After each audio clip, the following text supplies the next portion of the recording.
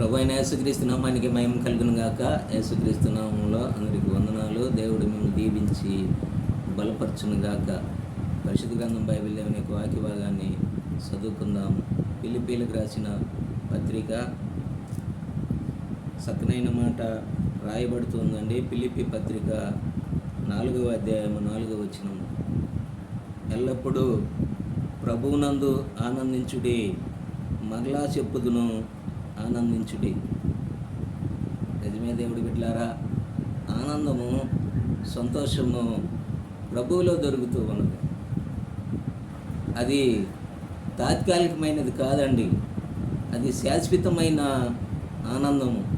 నిజంగా భక్తుడైన అపోస్తులైన పౌలు గారు ఫిలిప్పీ సంఘానితో రాస్తూ ఆ సంఘముతో మాట్లాడుతూ ఏమంటున్నాడు అంటే, వాళ్ళని బలపరుస్తూ ఉన్నాడు. ఏమని?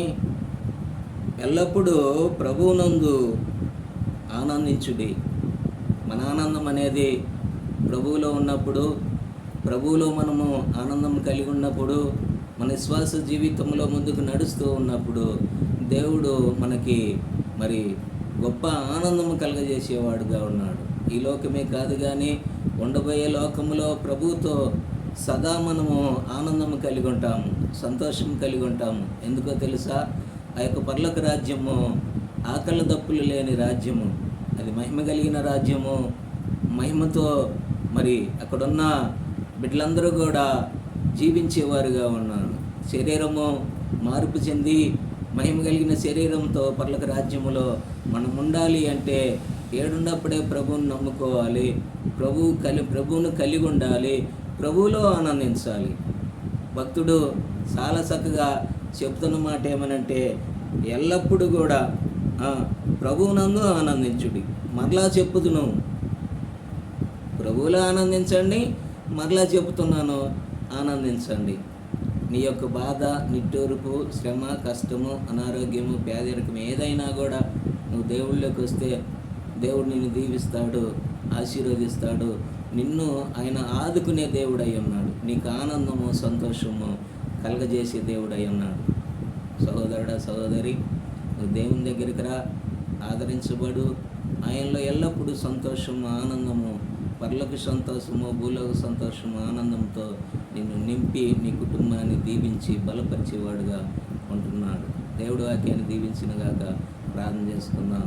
మహాపురుషుడు తండ్రి, సర్వశక్తిమంతుడా యేసుక్రీస్తు ప్రభువా, ఈ వాక్యమైన బిడ్డలను మీరు దీవించి ఆశీర్వదించండి నాయన.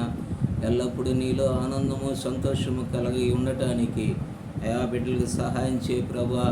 ఈ లోకములో కష్టములో, శ్రమలో, బాధలో, అనారోగ్యములో, ఆయా పేదరికములో ఉండొచ్చు నాయన. అటువంటి వారిని నీలోనికి నడిపించుకొని వారిని, వారి కుటుంబాలు ఎల్లప్పుడూ నీలో ఆనందము, సంతోషముతో వారి జీవితాన్ని ముందుకు నడిపించుకోవటానికి అయా మీరు మార్గదర్శిగా ఉండి ముందుకు నడిపించమని, అయా మీ బిడ్డలమైన మమ్మల్ని అందరినీ కూడా మీరు ఆశీర్వదించి బలపరచమని మా ప్రభువైన యేసుక్రీస్తు నామములో ప్రార్థించి అడిగి వేడుకొనుచున్నాం మా తండ్రి.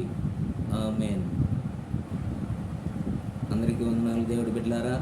మరి ఈ వీడియోను కూడా లైక్ చేయండి, షేర్ చేయండి. మరి అనేకులకి ఈ యొక్క వీడియోని పరిచయం చేయండి. మీరు కూడా ఈ యొక్క మరి ఈ సేవా పరిచర్యలో బాలిభాగస్తులుగా ఉండి మీరు కూడా ఈ పరిచర్య కొరకై ప్రార్థన చేయండి. దేవుడు మిమ్మల్ని దీవించి బలపరచునుగాక.